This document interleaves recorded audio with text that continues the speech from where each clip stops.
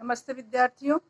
हम लोग स्मृति संस्मरण पढ़ रहे हैं, जिसमें हम लोग यहाँ तक पढ़े कि वो नीचे उतरता है और लेखक नीचे उतरता है कुएं में और चिट्ठियों को निकालने का प्रयास करता है। लेकिन जब वह कुएं के नीचे जाता है, धरातल पर उतरता है, तो उसे आभास होता है कि वो जो योजना बनाया था कि कुएं में घुसकर सांप को मार देगा, फिर चिट्ठियों को लेकर बाहर आएगा, उसकी यह योजना बिल्कुल बिल्कुल मिथ्या साबित हो जाती है, निराधार साबित हो जाती है। क्यों? क्योंकि नीचे जो कुएं का जो व्यास था वो बहुत ही कम था और खुली जगह ही नहीं थी। वहां नीचे एकदम सकड़ा था। वैसे भी कच्चा कुआं कम चौड़ा होता है, जिससे उसे लगा कि यहाँ तो लाठी चलाया ही नहीं जा सकता है और डंडा चलाने के लिए तो खुला जगह चाहिए, जो कि वहां बिल्कुल नहीं था। तो वह अपनी योजना बदल देता है। वह अब सांप को मारने का, उसके पास दो ही उपाय था। या तो वह सांप को मारता और चिट्ठियों को लेकर आता, या सांप को बिल्कुल तंग नहीं करता। तो पहला मार्ग तो उसके लिए अब बंद हो चुका था।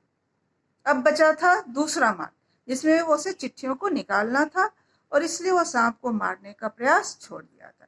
क्योंकि ऊपर से हवा में वो धोती के सहारे नीचे लटक रहा था और सांप लहरा रहा था फन फैलाकर। तो ऐसे में डंडे से वार करना खतरे से खाली नहीं था, तोप के द्वार पर खड़ा होना था। लेखक ऐसा कहा।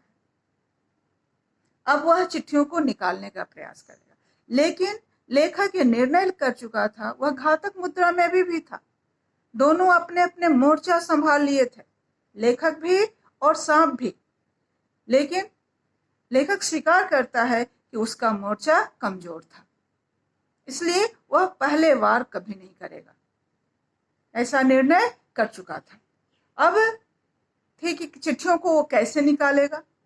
इसके लिए वह युक्ति सांप का ध्यान दूसरी ओर हटाने का प्रयास करता है, और वह एक बार वह जब थोड़ी सी मिट्टी दूसरी ओर गिराता है, जिससे सांप का ध्यान उधर जाता है, उस पर वार करता है, मिट्टी जिधर गिरती है। लेखक एक चिट्ठियां को तो उठा लेता है और फिर सांप का ध्यान अब चूंकि सांप मिट्टी जिधर गिरी थी उधर वार किया था, तो लेखक का भी पोजीशन स्थिति मुद्रा बदल चुका था और सांप का भी। अब वह धीरे से चिट्ठियों को सरकाने का प्रयास करता है, लेकिन सांप चौकन्ना था। इसलिए जैसे ही उसे थोड़ी सी हरकत समझ में आती है, सांप वार करता है और वार डंडे पर करता है। लेखक तो बिदक कर, जानबूझकर नहीं, ऊपर उछल जाता है और सांप डंडे पर वार करता है। डंडा पर 3-4 जगह उसके विष लग चुके थे। फिर वह धरातल पर गिरता है।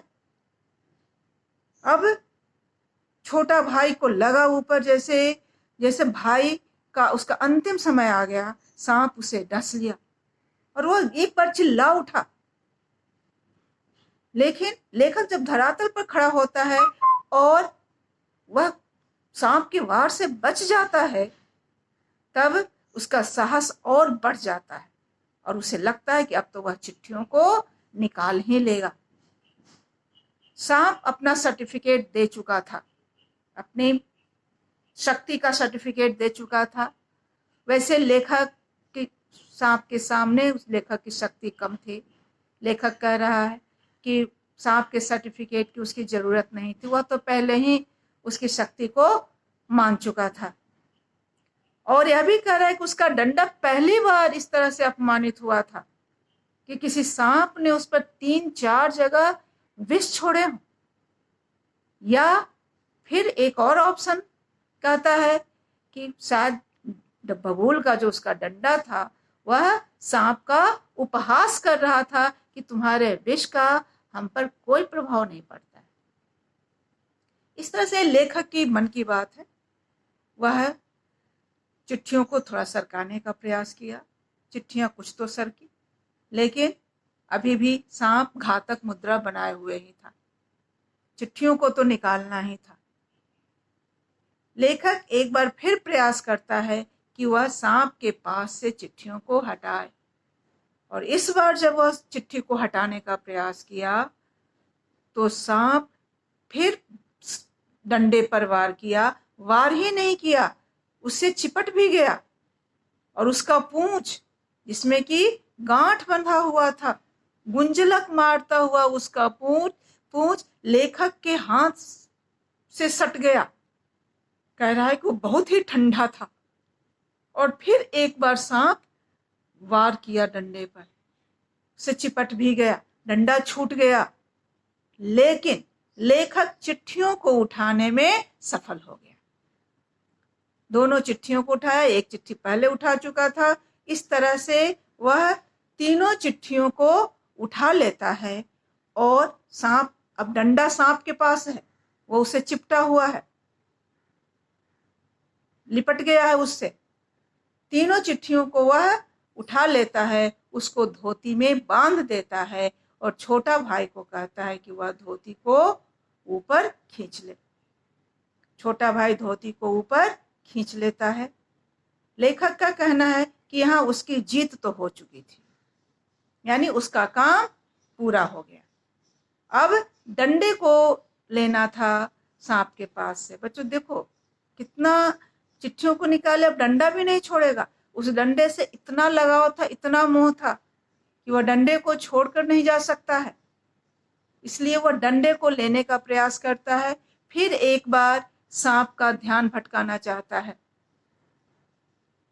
और सांप का ध्यान भटकाने के लिए दूसरी वही उपाय, दूसरी ओर हरकत करता है, मिट्टी गिराता है, सांप उधर वार करता है, वह डंडे को सांप के पास से उठाता है, और फिर उसी धोती के सहारे वह धीरे धीरे करके ऊपर चढ़ता है। उतना गहरा कुआं 36 हाथ गहरा था। उतना गहरा कुआं वह सिर्फ बाजुओं की सहायता से धोती को पकड़कर, पैर को कुएं के दीवार पर बिना सटाए, वह धीरे धीरे करके ऊपर चढ़ रहा था। लेखक वर्णन कर रहा है कि आज वह 10-12 फुट से ज्यादा नहीं चढ़ सकता, लेकिन उस समय 11 वर्ष की अवस्था में वह इतना सिर्फ बाहों की सहायता से ऊपर चढ़ा था। ऊपर उठा, बाहर आया कुएं से, तो उसकी सांस बहुत तेज चल रही थी, बाहें भर आई थी। वह निढाल होकर कुएं के किनारे लेट जाता है, और कुछ देर तक उसी तरह से लेटा रहता है। फिर उठता है, हाथ पैर झाड़ता है, सब झाड़ झूड़ कर, और फिर धोती पहनता है, कुर्ता पहनता है। कुर्ता तो पहने हुए ही था। और अब जो 1-2 बच्चा जो देखा था उसे कुएं से बाहर निकलते समय, उसे हिदायत देता है कि वह इस बात को किसी से कहेगा नहीं। और फिर वह मक्खनपुर के डाक खाने में चिट्ठियों को छोड़ आता है।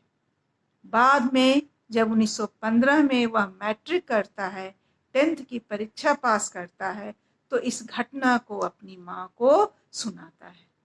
माँ की आंखों में आंसू आ जाते हैं, और माँ उसे गोद में अंक में भर लेती है। लेखक वर्णन कर रहा है कि जैसे चिड़िया अपने बच्चे को डैनों में छुपा लेती है, वैसे ही माँ उसे अपने में छुपा ली। और कहता है कि बहुत अच्छे वे दिन थे। इस समय राइफल नहीं थी, सिर्फ डंडा था, लेकिन वह डंडा राइफल से ज्यादा भरोसेमंद था, उससे ज्यादा लगाव था।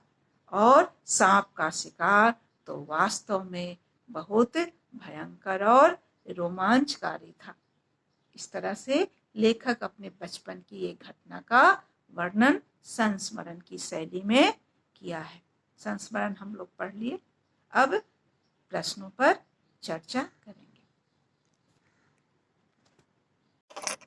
हाँ बच्चों, हम लोग स्मृति संस्मरण पढ़ लिए, जिसके लेखक श्री राम शर्मा है। पूरा संस्मरण हम लोग पढ़ लिए, इसमें लेखक के बचपन की एक घटना का वर्णन किया है।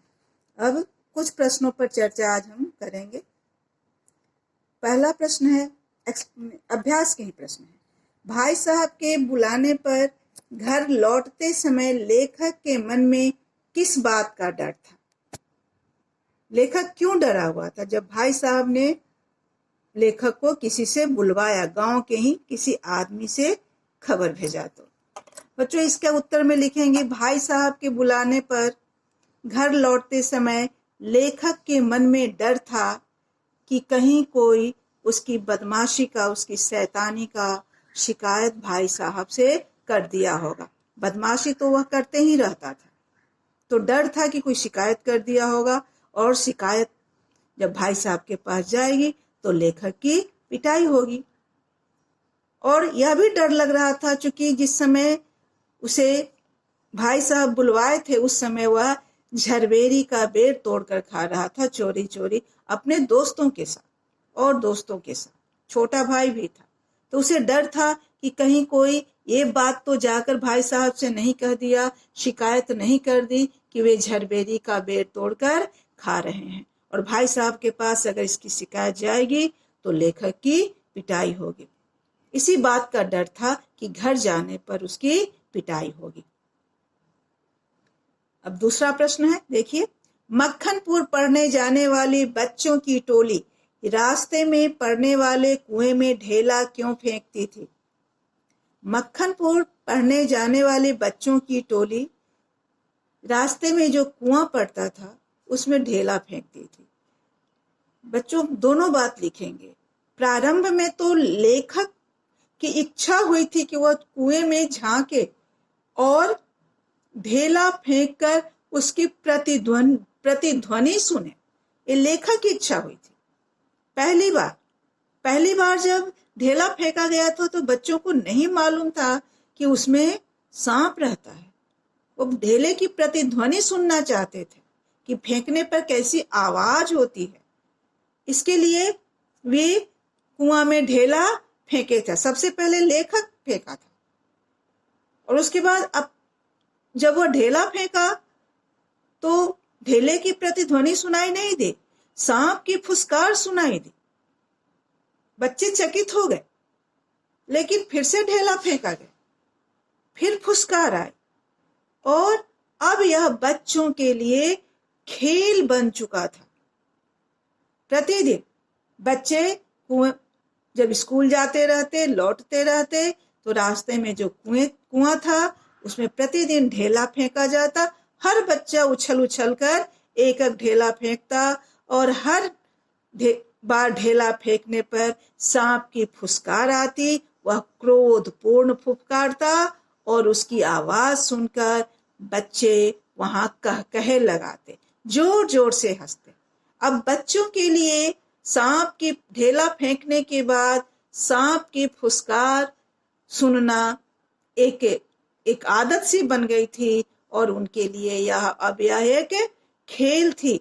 इससे उनका मनोरंजन होता था, वो हंसते थे और फिर स्कूल जाते थे, लौटते समय भी यही करते थे। बच्चों के लिए यह खेल बन चुका था, उनका मनोरंजन होता था, वे हंसते थे, कह लगाते थे। लिखेंगे। उसके बाद तीसरा प्रश्न है, किन कारणों से लेखक ने चिट्ठियों को कुएं से निकालने का निर्णय लिया? भाई साहब ने चिट्ठियां मक्खनपुर डाक खाने में डालने के लिए दी थी। ढेला फेंकने के क्रम में चिट्ठियां तो कुएं में गिर गई। लेखक ने उसे निकालने का निर्णय लिया।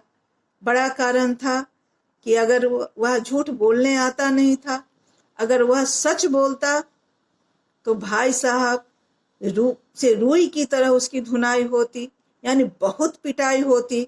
उस पिटाई को या सोचकर उसका शरीर ही नहीं मन भी कांपने लग रहा था। तो वह सच बोलने पर उसकी पिटाई होती। झूठ बोलने नहीं आता था, और अगर चिट्ठियां नहीं पहुंचेंगी तो जिम्मेदारी लेखक की होती। तो इस तरह से सच और जिम्मेदारी के बीच वह लटक रहा था। भाई साहब तहकीकात करते कि चिट्ठियां क्यों नहीं पहुंची, और मार के डर से उसका मन कांप जा रहा था। इसलिए वह निर्णय के लिया कि वह चिट्ठियों को कुएं में घुसकर चिट्ठियों को निकालेगा। चौथा प्रश्न, सांप का ध्यान बटाने के लिए लेखक ने क्या युक्तियां अपनाई? बच्चों, सांप का ध्यान बटाने के लिए सबसे पहले लेखक सांप को एक टक देखा। ऐसा लग रहा था जैसे दोनों की नजरें मिल रही हो। सांप लेखक को देख रहा हो और लेखक सांप को। फिर अपने पैर को दीवार में धीरे से सटाता है, जिससे कुछ मिट्टियां झड़ती हैं और सांप उस पर वार करता है, इससे उसका ध्यान दूसरी ओर जाता है। और फिर लेखक सांप का ध्यान बटाने के लिए डंडे से चिट्ठियों को सरकाता है। फिर सांप उस पर वार करता है, डंडे पर, और वार करने के बाद जब वह फिर भयंकर मुद्रा धारण करता है तो लेखक फिर एक बार, इस बार हाथ में थोड़ा सा मिट्टी लेता है और दूसरी ओर फेंकता है, ताकि चिट्ठियों से उसकी अधिकतम दूरी बन सके। फिर सांप उस ओर वार करता है, और एक बार नहीं, उस ओर भी करता है और पलटकर दूसरी ओर भी करता है। इस तरह से लेखक सांप का ध्यान इधर उधर भटकाता है और चिट्ठियों को खिसकाकर फिर उसे उठाने में सफलता प्राप्त करता है। ठीक है बच्चों, आप 4 प्रश्न कर लेंगे। शेष प्रश्न पर चर्चा अगली कक्षा में होगी।